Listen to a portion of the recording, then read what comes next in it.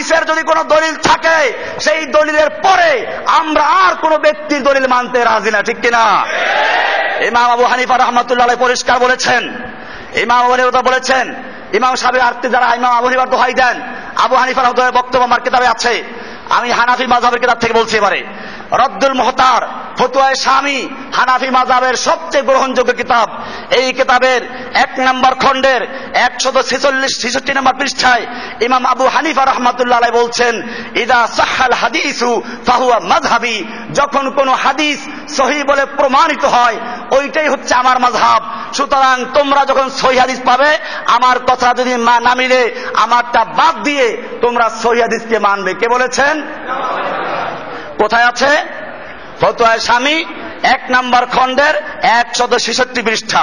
এমনি ভাবে ফাতহুল কাদির, হানাফি মাযহাবের গুরুত্বপূর্ণ কিতাব এগুলো, এই কিতাবের 12 নম্বর খণ্ডের 166 নম্বর পৃষ্ঠায় এখানে ইমাম আবু হানিফা বলছেন, লাম্মাস্তুহিরা আনহু মিন কওলিহি ইদা সাহহাল হাদিসু ফাহুয়া মাযহাবি, যখন কোন হাদিস সহিহ বলে প্রমাণিত হয় ওইটাই হচ্ছে আমার মাযহাব। কে বলেছেন? তাহলে এখন যখন সহিহ হাদিস পাওয়া গেল, এখন যদি আমরা সেটাকে মানি তাহলে আমরা হানাফি মাযহাবে আছি। আর যারা বলে আমরা হানাফি মাযহাব মানি অথচ সহিহ হাদিস মানে না, তারা কি আবু হানিফার মাযহাব মানে না তার বিপক্ষে চলে গেছে? আমাদেরকে প্রচার করে আমরা আহলে হাদিস হয়ে গেছি। আমি আপনাদেরকে সাক্ষী রেখে বলি, আমি কোরআন মানি, হাদিস মানি, আল্লাহর নবীর দিন মানি। কাজে আমি খালি আহলে হাদিস না, আমি কোরআন মানি, হাদিস মানি, আহলে কোরআন, আহলে হাদিস, আমি ইসলাম পালন করি, আমি আহলে ইসলাম। আমার নাম মুসলিম। আমার নাম কি? আর বাংলাদেশে যে একটা দল আছে আহলে হাদিস, যদি বলা হয় সেই দলের লোক না, আমরা ও দলের লোক না। আমি কোন ফিরকার মধ্যে নাই, কোন দলের মধ্যে নাই। আমি তো ইসলামের মধ্যে দল তৈরি করা নাজায়েজ মনে করি। কারণ ইসলামের মধ্যে এত দল তৈরি করে, এত ফেরকা তৈরি করে ইসলামকে ভাগ করে ফেলেছে, মুসলমানদেরকে ভাগ করে ফেলেছে, মুসলমানদের টুপি ভাগ করেছে, পাগড়ি ভাগ করেছে, ভাগ করতে করতে বিভিন্ন দলে দলে ভাগ করে আজকে মুসলমানদেরকে চতুর্দিকে মারা হচ্ছে, মুসলমান দুর্বল হয়ে পড়েছে। ভাইরা আমার, আল্লাহ রাসূল সাল্লাল্লাহু আলাইহি ওয়াসাল্লাম পরিষ্কার করেছেন, সাবধান করে দিয়েছেন। আন আবি হুরায়রা রাদিয়াল্লাহু তাআলা আনহু قال قال رسول الله صلى الله عليه وسلم كل امتي يدخلون الجنه الا من ابى। আল আবু হুরায়রা থেকে বর্ণিত, রাসূল আকরাম সাল্লাল্লাহু আলাইহি ওয়াসাল্লাম বলছেন, কুল্লু উম্মতি, আমার সমস্ত উম্মত, ইয়াদখুলুনাল জান্নাতা, সবাই জান্নাতে যাবে, ইল্লা মান আবা, তবে যে একমাত্র আবা, অস্বীকার করলো সে ছাড়া। সাহাবায়ে কেরাম জিজ্ঞেস করলো, ইয়া রাসূলুল্লাহ ওয়া মান ইয়াবা, কে অস্বীকার করলো? ক্বালা মান আতাআনি দাখালাল জান্নাহ ওয়া মান আসানি ফাকাদ আবা, যেই ব্যক্তি আমার আনুগত্য করলো, আল্লাহ রাসূল বলছেন যে আমার আনুগত্য করলো সে জান্নাতে প্রবেশ করবে, আর যে আমার নাফরমানি করলো, আমার অবাধ্য হলো, সে জাহান্নামে যাবে। কোথায় যাবে? কার আনুগত্য করব? আল্লাহর নবীর হাদিস যদি পাওয়া যায় তাহলে সেই হাদিসকে বর্জন করার জন্য যদি কোনো ব্যক্তির দোহাই দেওয়া হয়, সেইগুলো জান্নাতি না জাহান্নামী? এই হাদিস অনুযায়ী পরিষ্কার হয়ে গেল, আল্লাহর রাসূল সাল্লাল্লাহু আলাইহি ওয়াসাল্লাম পরিষ্কার বলেছেন, মান আতাআনি দাখালাল জান্নাহ, যে ব্যক্তি আমার আনুগত্য করবে সে জান্নাতে প্রবেশ করবে, আর ওমান আসানি, যে আমার অবাধ্য হবে, আমার হাদিসকে বাদ দিয়ে, আমার সুন্নাহ বাদ দিয়ে বিভিন্ন তরিকা, বিভিন্ন পীরের সুন্নাহ, বিভিন্ন পীরের তরিকা, আলেমের তরিকা মানবে, ফাকাদ আবা, সে অস্বীকার করেছে, তার স্থান হবে জাহান্নাম। তার স্থান কোথায় হবে?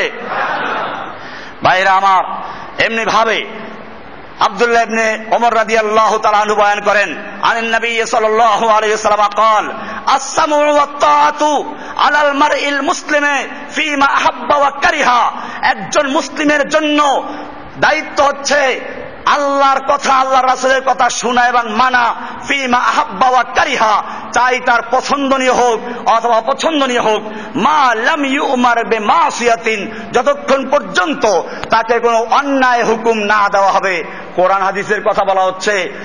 ফাকাদ, এরপর আল্লাহ রাসূল বলছেন, ফাইদা আমারা বিমাসিয়াতিন, কেউ যদি তাদেরকে অন্যায় হুকুম দেয়, ফালা সামা ওয়ালা তাআতা, সেক্ষেত্রে কারো কথা শোনা যাবে না, মানা যাবে না।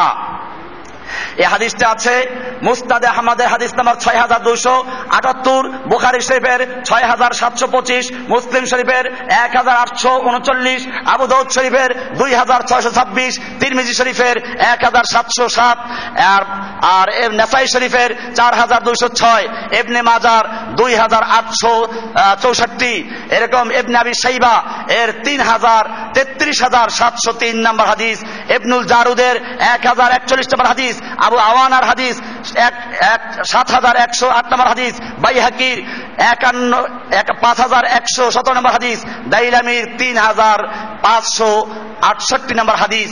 এতগুলো কিতাবে বলা আছে যখন কোন ব্যক্তি কোরআন সুন্নাহর বিপরীতে আল্লাহর রাসূলের আনুগত্যের বিপরীত হুকুম দেয়, ফালা সামা ওয়ালা তাআতা, সেই ক্ষেত্রে যে হোক না কেন তার হুকুম মানা যাবে না, তার হুকুম শোনা যাবে না। ভাইরা আমার, এমনি ভাবে এই জন্যই প্রত্যেক ইমাম, ওই ইমামদের কোনো দোষ না। ইমাম শাফি রাহমাতুল্লাহ বলেছেন, এজন্য মুখতাসার ফতোয়া মালিকি, ফতোয়া আল ফিকহুল মালিকি আয-যাখিরা নামক কিতাবে 9 নম্বর খণ্ডের 128 নম্বর হাদিস পৃষ্ঠা বলেছেন, ইমাম শাফি রাহমাতুল্লাহ বলেন, ইযা সাহহাল হাদিস ওয়া মাযহাবি, ইমাম শাফি সাহেব বলেছেন যখন কোন হাদিস সহিহ বলে প্রমাণিত হয় ওইটাই আমার মাযহাব। তার মানে যদি আমার কথা, আমার কাজ হাদিসের পরিপন্থী হয়, তোমরা আমার কথাকে বাদ দিয়ে তোমরা কোরআন সুন্নাহর কথা মানো। ইমাম শাফি সাহেব বললেন, ইমাম মালিক সাহেব বলেছেন, ইমাম আবু হানিফা রাহমাতুল্লাহ বলেছেন। এরকম ভাবে সব ইমামরাই, ইমাম আবু হানিফা রাহমাতুল্লাহ আলাই আমাদের যে ফতোয়া মাদ্রাসাগুলো হানাফি মাযহাবের ফতোয়ার কিতাবগুলো আছে, এই দারুল ইফতায় যে পড়ানো হয়, আমি নিজে পড়েছি, পড়াইছি, শারহ উকুদ রাসমিল মুফতি, হানাফি মাযহাবের মুফতি কোর্সের প্রথম কিতাব, উসুলের কিতাব। ওইখানে ইমাম আবু হানিফা রাহমাতুল্লাহ আলাইহি বলেছেন, লা ইয়াজুযু লিআহাদিন আন ইফতিয়া বিকাউলিনা হাত্তা ইয়ালামা মিন আইনা কুলনাহু, কোন মুফতির জন্য জায়েজ হবে না, বৈধ হবে না আমার কথা দিয়ে ফতোয়া দেওয়া যতক্ষণ পর্যন্ত সে জানবে না যে আমি কোত্থেকে বললাম, কোন হাদিস থেকে, কোন কোরআন আয়াত থেকে, কোন দলিল থেকে বললাম। যতক্ষণ পর্যন্ত আমার কথার কোন দলিল না পাবে, অতক্ষণ পর্যন্ত কোন মুফতির জন্য জায়েজ হবে না আমার কথা দিয়ে ফতোয়া দেওয়া। কে বলেছেন? কিতাবের নাম উকুদ রাসমিল মুফতি। বাংলাদেশের যতগুলো দারুল ইফতা আছে, হানাফি মাযহাবের কথাই বলছি, সব মাযহাবের কিতাবে এটা পড়ানো হয়। এইটা না পড়ে কেউ মুফতি হয় না। আমি নিজেও পড়েছি, আমার দারুল ইফতায় পড়ানো হয়, জামিয়া রহমানিয়াতে পড়ানো হয়, এরকম বাংলাদেশের যত মাদ্রাসা সব জায়গায় পড়ানো হয়। সেইখানে পরিষ্কার লেখা আছে ইমাম আবু হানিফা রাহমাতুল্লাহ এই বক্তব্য যে কোন মুফতির জন্য জায়েজ হবে না আমার কথা দিয়ে ফতোয়া দেওয়া যখন তারা না জানবে যে আমি কোন সূত্র থেকে বললাম, কোন দলিলের ভিত্তিতে বললাম। ভাইরা আমার, আসলে হচ্ছে এরা কাউকে মানে না, আবু হানিফাকে মানে। এই হানাফি মাযহাবের একজন বড় আলেম ছিলেন পাকিস্তান আমলের মুফতি আজম, বড় মুফতি ছিলেন মুফতি শফি রহমাতুল্লাহ আলাই। ওই মুফতি শফি রহমাতুল্লাহ আলাইর তাফসিরে মারিফুল কোরআন বাংলাদেশের ঘরে ঘরে আছে। হানাফি মাযহাবের লোক, এটা কোনো আহলে হাদিস না, এটা কোনো ব্যক্তি না। আজকে যারা কালারিং করো তাদেরকে আমি পড়ে শোনাই। এই কিতাবে পরিষ্কার লেখা আছে 35 নম্বর পৃষ্ঠা সূরা বাকারার 41 নম্বর আয়াতে তাফসির বলা হয়েছে, ঈসা আলাইহিস সালামের উপলক্ষে খতমে কোরআন এর বিনিময়ে পারিশ্রমিক গ্রহণ করা সর্বসম্মতভাবে নাজায়েজ। আল্লামা শামী, তাহলে এই যে খতমে কোরআন পরে মুর্দারের জন্য খতম করে পরে পয়সা খায়, 3 দিনা মিলাদ, 40 মিলাদ, এইগুলো যারা করে এরা এইগুলো বাড়াবাড়ি করছে। আর কেবল জসিমউদ্দিন রহমানীকে এরা বলে আহলে হাদিস। আমি একটা ফতোয়া আজকে হানাফি মাযহাব বাড়ি দিচ্ছি না। হানাফি মাযহাবের কিতাব মারিফুল কোরআন ইসলামিক ফাউন্ডেশন প্রথম এটাকে 8 খণ্ডে তাফসীর বের করেছে। এখন সংক্ষিপ্ত করে মদিনার থেকে 1 খণ্ডে বের করেছে। আপনাদের ঘরে ঘরে এটা হয়তো থাকবে, কারণ আগে হজে গেলে ফ্রি দিত। সেই কিতাব আমার হাতে আছে, 35 নম্বর পৃষ্ঠা সূরা বাকারার 41 নম্বর আয়াতের তাফসীরে লেখা আছে যে আল্লামা শামী দুররে মুখতারে সরা এবং শিফাউল আলিম নামক গ্রন্থে বিস্তারিত ভাবে এবং অকাট্য দলিল সহ একথা প্রমাণ করেছেন যে কোরআন শিক্ষাদান অথবা অনুরূপ অন্যান্য কাজ যেমন ইমামতি করা, মুয়াজ্জিনি করা, হাদিস ও ফিকহ শিক্ষাদান করা, এগুলোর জন্য আগে সরকারি ভান্ডার থেকে বেতন দেওয়া হতো। ইসলামী খেলাফত ব্যবস্থা না থাকার কারণে এগুলোর জন্য যার উপরে দ্বীন ও শরীয়তের স্থায়িত্ব ও অস্তিত্ব নির্ভর করে সেগুলোর জন্য প্রয়োজন মতো এগুলোর বিনিময়ে বেতন পারিশ্রমিক গ্রহণ করা অনুমতি দেওয়া হয়েছে। কিন্তু এই যে এইগুলো বাদ দিয়ে লেখা আছে এখানে যে কোরআন শিক্ষাদান বা অনুরূপ অন্যান্য কাজের বিনিময়ে পারিশ্রমিক গ্রহণের যে অনুমতি পরবর্তীকালের ফকিগণ দিয়েছেন, তার কারণে এমন এক ধর্মীয় প্রয়োজন যে তাতে বিচ্যুতি দেখা দিলে গোটা শরীয়তের বিধান ব্যবস্থার মূলে আঘাত আসবে।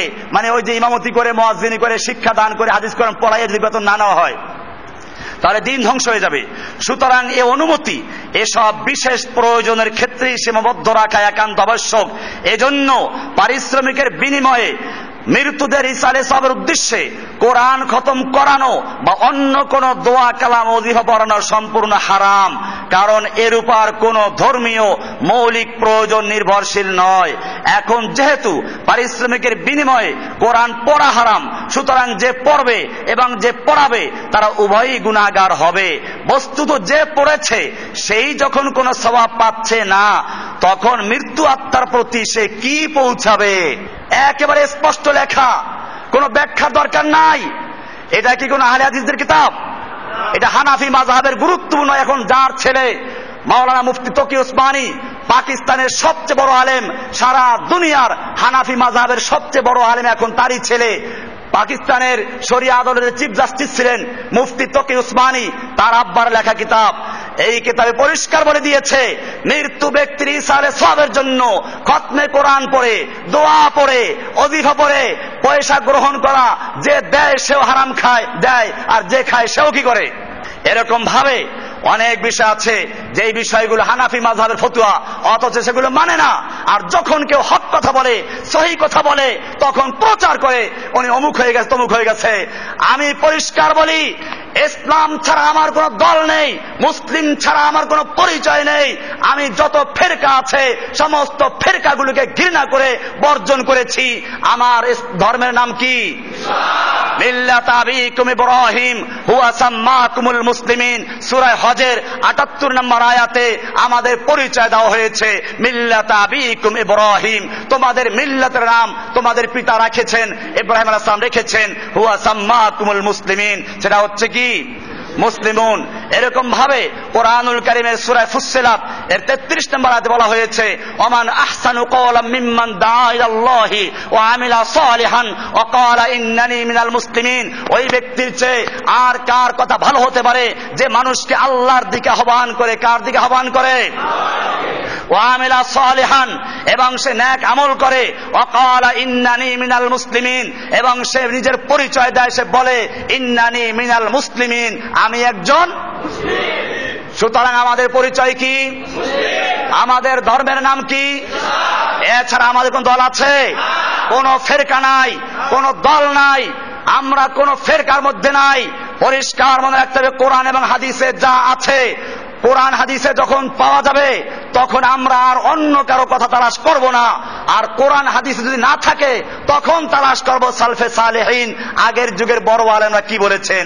কিন্তু কোরআন হাদিসে যদি থাকে কোনো বিষয়, তারপরে কি বড় আলেম তালাশ করব না কোরআন হাদিসকে মানব?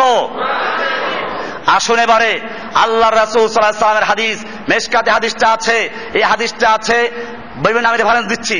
ইরবাদ ইবনে সারিয়া থেকে বর্ণিত, আন্নাহু ক্বালা সাল্লা বিনা রাসূলুল্লাহ সাল্লাল্লাহু আলাইহি ওয়াসাল্লাম যাতা ইয়ামিন, আল্লাহর রাসূল সাল্লাল্লাহু আলাইহি ওয়াসাল্লাম আমাদেরকে নিয়ে কোন একদিন নামাজ পড়লেন।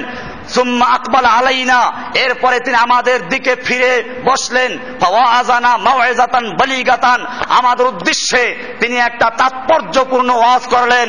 ওয়াযানা, ওয়াজ করলেন আমাদের উদ্দেশ্যে, মাউইযাতান বালিগাতান, তাৎপর্যপূর্ণ ফাসাহাত বালাগাতপূর্ণ ওয়াজ করলেন। জারাফাত মিনহাল উয়ুনু, যার ফলে আমাদের চোখ দিয়ে পানি এসে গেল। ওয়াজালাত মিনহাল কুলুবু, আমাদের অন্তরগুলো সব নরম হয়ে গেল।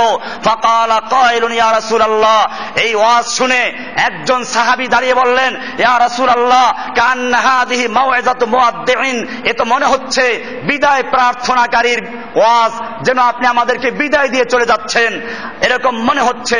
মুআদ্দিন ফামাযা তাহাদু ইলাইনা, আপনি আমাদেরকে কি অঙ্গীকার নিচ্ছেন, আমাদেরকে কি ওসিয়াত করছেন? ফাকালা, আল্লাহর রাসূল সাল্লাল্লাহু আলাইহি ওয়াসাল্লাম ওসিয়াত করছেন, ও মুসলিম জাতি, এটা নবীর ওসিয়াত, কোন পীরের ওসিয়াত না, মুফতি জসিমউদ্দিন রহমানীর ওসিয়াত নয়, শুধুমাত্র হাদিস শুনিয়ে দিচ্ছি, হাদিস মিশকাতে আছে, আরো বিভিন্ন কিতাবে আমি রেফারেন্স দিচ্ছি। আল্লাহর নবীর ওসিয়াত ভালো করে শুনো। আল্লাহর নবী বলেছেন, ওসিকুম বিতাকওয়াল্লাহ, আমি তোমাদেরকে আল্লাহর তাকওয়া, আল্লাহ ভীতি অর্জন করার জন্য ওসিয়াত করছি, ওয়াসসামি ওয়াত তাআতে, এবং তোমাদের যে মুসলিমদের আমির হবে, খলিফাতুল মুসলিমিন, খেলাফত ব্যবস্থা হলে পরে যে তোমাদের খলিফা হবে, আর খেলাফত না থাকলে তোমাদের একজন আমির থাকবে, তোমরা সেই আমিরের হুকুম মেনে চলবে, শুনবে, মানবে। ওয়াইন আবদান হাবাশিয়ান, যদি একজন হাবশি গোলাম হয় তার কথা মানবে।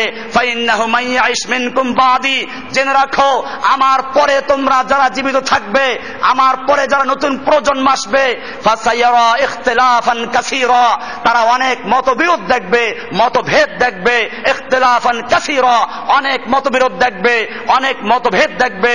ফাআলাইকুম বিসুন্নতি ওয়া সুন্নাতিল খুলাফায়ে রাশিদিন আল মাহদিয়িন, তখন তোমরা কি করবে?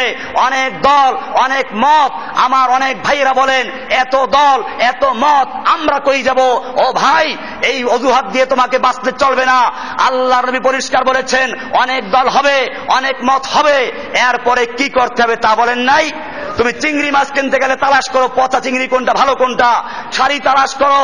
রমজান মাসে এখন রোজা বাদ দিয়ে, ইবাদত বাদ দিয়ে মার্কেট করতে যাচ্ছ, ঘুরতেছো, কোনটা ভালো দেখার জন্য। এত কিছু বুঝো, এটা বুঝবে না তুমি। আল্লাহর নবী পরিষ্কার করে বলেছেন, ফাসায়ারা ইখতিলাফান কাসীরা, অনেক মতবিরোধ দেখবে, দলাদলি দেখবে। ফাআলাইকুম বিসুন্নতি ওয়া সুন্নাতিল খুলাফায়ে রাশিদিন আল মাহদিয়িন, জেনে রাখো তখন তোমাদের কাজ হবে আমার সুন্নাহ, মানে আমার তরিকা। হাদিসে সুন্নাত বলতে এই সুন্নাত মুস্তাহাব না, এই যে ফরজ, ওয়াজিব, সুন্নাত, মুস্তাহাব, এগুলো ভাগ করছে পরবর্তী ফোকাহারা ফেকার মাসলা বয়ান করতে গিয়ে। আল্লাহর নবীর হাদিসে যখন সুন্নতি আসে তার মানে আমার তরিকা।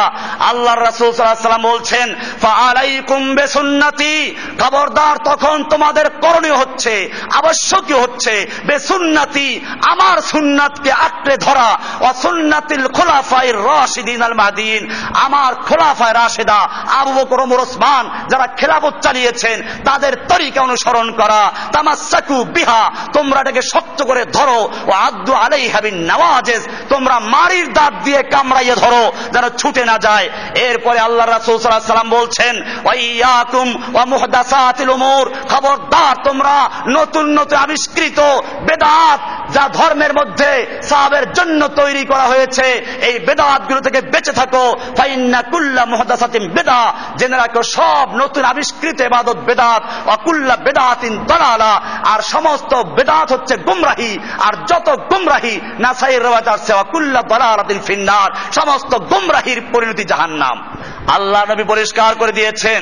এই হাদিসটা আছে মুসনাদে আহমদের 17184 নম্বর হাদিস, আবু দাউদ শরীফের 4607 নম্বর হাদিস, তিরমিজি শরীফের 2676 নম্বর হাদিস, এরপর ইবনে মাজাহ শরীফের 42 নম্বর হাদিস, মুসনাদে হাকিমের 329 নম্বর হাদিস, এরকম ভাবে বাইহাকির 20125 নম্বর হাদিস, এরকম ইবনে হাব্বানের 5 নম্বর হাদিস, মুসনাদে দারিমির 95 নম্বর হাদিস। এতগুলো হাদিসে এই হাদিসটাকে উল্লেখ করা হয়েছে হাদিস সহিহ হাদিস। এরকম ভাবে আব্দুল্লাহ বিন মাসউদ রাদিয়াল্লাহু তাআলা আনহু থেকে আরেকটা হাদিস, ক্বালা খাত্তালানা রাসূলুল্লাহ সাল্লাল্লাহু আলাইহি ওয়াসাল্লাম খাত্তান, তিনি বলেন আল্লাহর রাসূল সাল্লাল্লাহু আলাইহি ওয়াসাল্লাম আমাদের উদ্দেশ্যে প্রথমে একটা সোজা দাগ দিলেন। কি করলেন? আল্লাহর নবী কি সুন্দর করে বুঝাইয়া দিলেন যাতে করে উম্মাত গোমরা না হয়, কারণ বিভিন্ন দল হবে। এজন্য আল্লাহর নবী একটা সোজা দাগ দিলেন। এরপরে সুম্মা খাত্তা খুতুতান আন ইয়ামিনিহি, এরপরে ডান দিকে অনেকগুলো দাগ দিলেন, এরপরে বাম দিকে অনেকগুলো দাগ দিলেন।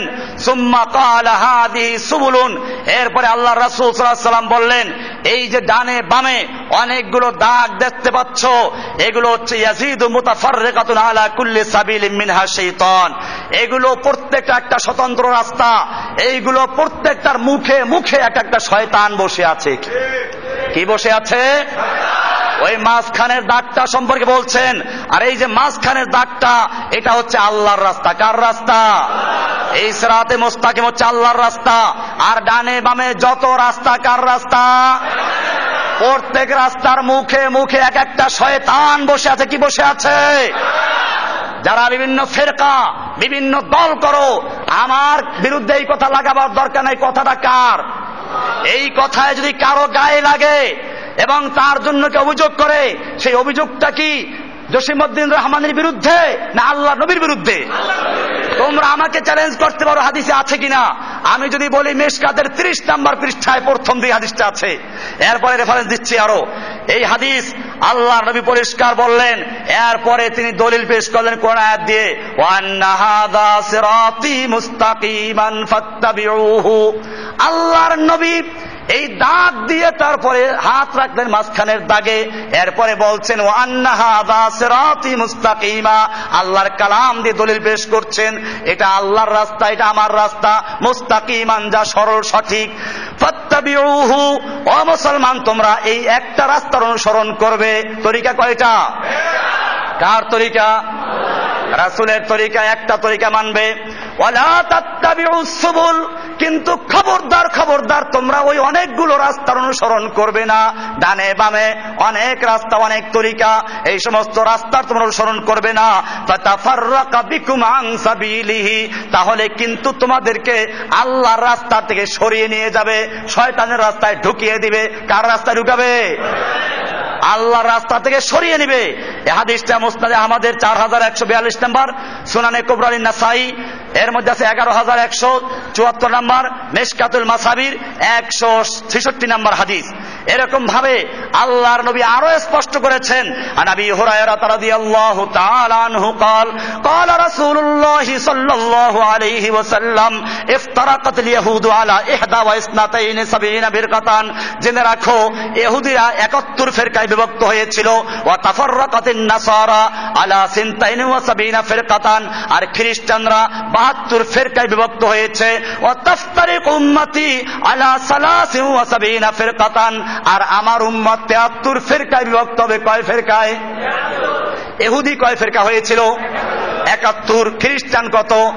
72। আর এই উম্মত কত হবে? 73 ফিরকা হবে। আল্লাহর নবী সাল্লাল্লাহু আলাইহি ওয়াসাল্লামকে সাহাবায়ে কেরাম জিজ্ঞেস করেন, ইয়া রাসূলুল্লাহ এই এতগুলো ফিরকার মধ্যে কারা জান্নাতে যাবে? ক্বালা কুল্লুহুম ফিন্নার, এই সব ফিরকা জাহান্নামে যাবে। ইল্লা মিল্লাতান ওয়াহিদা, শুধুমাত্র একটা দল জান্নাতে যাবে। কয়টা দল জান্নাতে যাবে? বাকি দল কোথায় যাবে? সেই একটা দলের পরিচয় কি? কিলা মানহিয়া ইয়া রাসূলুল্লাহ, সাহাবায়ে কেরাম জিজ্ঞেস করেন, ইয়া রাসূলুল্লাহ সেই দলটি কারা, কি তাদের পরিচয়? আল্লাহর হাবিব ফরমান, ক্বালা মা আনা আলাইহি ওয়া আসহাবি, আমি এবং আমার সাহাবীরা যেই তরিকার উপরে আছি, যেই পথের উপরে আছি, যেই মতের উপরে আছি, এই পথে এই তরিকার উপরে যারা আছে একমাত্র তারা নাজাত পাবে, এছাড়া বাকি সব কোথায় যাবে? পরিষ্কার হয়ে গেল। আল্লাহর নবীর সময় এই তরিকাগুলো ছিল? আল্লাহর নবীর সময় দলগুলো ছিল? বোঝা গেল আল্লাহর নবীর দুনিয়ার থেকে চলে যাওয়ার পরে, সাহাবায়ে কেরামদের দুনিয়ার থেকে চলে যাওয়ার পরে যতগুলো দল তৈরি হয়েছে, যতগুলো মত তৈরি হয়েছে, যত ফেরকা তৈরি হয়েছে, সেই সমস্ত ফেরকা, সমস্ত দলগুলো বিদআত, ওগুলো বর্জন করা মুসলিমদের জন্য ফরজ। নবীর তরিকা ধরা জরুরি, ঠিক কিনা? আর তরিকা ধর্ম কোরআন হাদিস অনুযায়ী আল্লাহ এবং আল্লাহর নবীর তরিকা ধর্ম, কোন পীরের তরিকা না। চিশতিয়া তরিকা, কাদরিয়া তরিকা, নকশবন্দিয়া তরিকা, মুজাদ্দিয়া তরিকা, অমুক তমুক যত ফেরকা, সব ফেরকা বর্জন করে একটা ফেরকা ধরতে হবে, সেই ফেরকার নাম রাসূলের তরিকা, ঠিক কিনা? সেই তরিকার নাম ইসলাম। সেই তরিকার নাম কি? ইসলাম ছাড়া মুসলিমদের আর কোন তরিকা নাই। সেই তরিকা কোরআনে আছে, হাদিসে আছে। মিল্লাত আবিকুম ইব্রাহিম ওয়া সাম্মাকুমুল মুসলিমিন, তার নাম কি? ইন্নাদ-দীনা ইনদাল্লাহিল ইসলাম, একটাই মাত্র দল, তার নাম হচ্ছে ইসলাম। এটা মানতে হবে, এর বাইরে যাওয়ার কোনো সুযোগ নাই। এই 72-73 ফেরকা হবে, সব জাহান্নামী হবে। একটা ফেরকা জান্নাতে যাবে, সেই ফেরকা হচ্ছে মা আনা আলাইহি ওয়া সাহাবি, আমি এবং আমার সাহাবীরা যেই মতের উপরে, যেই তরিকার উপর আছি। সেই সময় কি এই সমস্ত ফেরকা আমার কাছে ছিল? এই হাদিসটা আছে, আবু দাউদ শরীফের 4596 নম্বর হাদিস, তিরমিজি শরীফের 2640 নম্বর হাদিস, ইবনে মাজাহ শরীফের 3991 নম্বর হাদিস, মুসনাদে হাকিমের 10 নম্বর হাদিস, বাইহাকির 20690 নম্বর হাদিস, আহমদের আরো এক জায়গায় আছে 8377 নম্বর হাদিস, মুসনাদে আবু ইয়ালা এই হাদিসের 5910 নম্বর হাদিস, মুসনাদে ইবনে হাব্বান সহিহ ইবনে হাব্বানের 6247 নম্বর হাদিস, যেখানে বলা হয়েছে এই বিভিন্ন ফিরকা হবে। এরপরে আরো আছে, আন আব্দুল্লাহ ইবনে আমরিন قال قال رسول الله صلى الله عليه وسلم لا ياتين على امتي ما تعالى بني اسرائيل حزب النعل بالنعل। জেনে রাখো আমার উম্মতের উপরে সেই অবস্থা চলে আসবে যা এসেছিল আগের লোকদের প্রতি, বনি ইসরাইলদের প্রতি, হাজওয়ান নাল বিন্নাল, একেবারে জুতা যেরকম পায়ের সঙ্গে মিশে থাকে এরকম ভাবে আমার উম্মতের মধ্যে বনি ইসরাইলদের পুরো অনুসরণ করবে। হাত্তা ইন কানা মিনহুম মান আতা উম্মাহু আলানিয়াতান, এমন কি যদি তাদের মধ্যে কোনো ব্যক্তি তার মায়ের সঙ্গে প্রকাশ্যে জিনা করে থাকে, লাকানা ফি উম্মতি মান ইয়াসনাউ যালিক, আমার উম্মতের মধ্যে সেই কাজ করার মতো লোক পাওয়া যাবে। কিন্তু জেনে রাখো ওয়া ইন্না বনি ইসরাঈল তাফাররাকাত আলা সিনতাইন ওয়া সাবিনা মিল্লাতান, নিশ্চয় বনি ইসরাইল 72 ফিরকায় বিভক্ত হয়েছিল। কয় ফিরকায়? ওয়াতাফতারিকু উম্মতি আলা 73 মিল্লাতান, আর আমার উম্মত অচিরে 73 ফিরকায় বিভক্ত হবে। কুল্লুহুম ফিন্নার, সব জাহান্নামে যাবে। ইল্লা মিল্লাতান ওয়াহিদা, শুধুমাত্র একটা দল জান্নাতে যাবে। কয়টা দল? ক্বালা মান হিয়া ইয়া রাসূলুল্লাহ, সাহাবায়ে কেরাম জিজ্ঞেস করলেন, ইয়া রাসূলুল্লাহ এই দলটি কারা? ক্বালা মা আনা আলাইহি ওয়া সাহাবী, আমি এবং আমার সাহাবীরা যেই মতের উপরে আছি ওই মতের উপরে যারা থাকবে, ওই তরিকার উপরে যারা থাকবে, একমাত্র তারা নাজাত পাবে, বাকি সব কোথায় যাবে? এই হাদিসটা তিরমিজি শরীফের 2779 নম্বর হাদিস। এভাবে পরিষ্কার হয়ে গেল আল্লাহর রাসূলের তরিকা মানতে হবে, আল্লাহর হুকুম মানতে হবে, রাসূলের তরিকা মানতে হবে। রাসূলের তরিকা সাহাবায়ে কেরামদের মত মানব। এরপরে যত ফিরকা, যত দল, যত মত, এগুলো মানা যাবে? আমরা এজন্য কোরআন হাদিস দিয়ে পরবর্তী আলেমদেরকে মাপবো, ওজন করব। কোরআন হাদিস অনুযায়ী যেই ইমাম, যে আলেমের বক্তব্য মিলবে আমরা তাকে মাথায় তুলে নিব।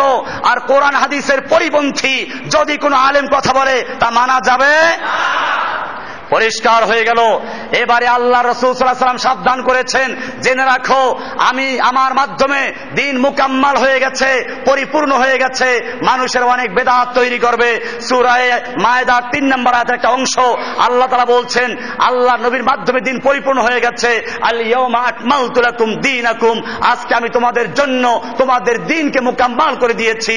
ওয়া আতমামতু আলাইকুম নি'মাতি, এবং আমি আমার নিয়ামতকে তোমাদের উপরে সমাপ্ত করে দিয়েছি। ওয়ারাদিতু লাকুমুল ইসলাম দীনা, এবং কিয়ামত পর্যন্তের জন্য তোমাদের জন্য ইসলামকে দিন হিসাবে মনোনীত করেছি। কাকে? আমাদের দিনের নাম কি? এটা কি অসম্পূর্ণ না পরিপূর্ণ? পরিপূর্ণ করে দিয়েছেন কে? পরিপূর্ণ কাকে বলে? মনে করুন এই মসজিদটা পরিপূর্ণ হয়ে গেছে, এখন যদি কেউ একটা স্বর্ণের ইট নিয়ে আসে, হীরকের ইট নিয়ে আসে আর বলে এইটা এক জায়গায় লাগাও, লাগান যাবে? আমি বলবো মসজিদ পরিপূর্ণ হয়ে গেছে, এখন যদি লাগাতে হয় কি করতে হবে? ভাঙতে হবে। ঠিক তেমনি ভাবে আল্লাহর রাসূল সাল্লাল্লাহু আলাইহি ওয়াসাল্লামকে আল্লাহ জানিয়ে দিলেন আজকে আপনার জন্য এই দ্বীন ইসলামকে মুকাম্মাল করে দেওয়া হয়েছে, পরিপূর্ণ করে দেওয়া হয়েছে। এই ইসলামের মধ্যে কিয়ামত পর্যন্ত আর কোনো কিছু বাড়ানো যাবে না, কোনো কিছু ছাড়ানো যাবে না। ঠিক কিনা?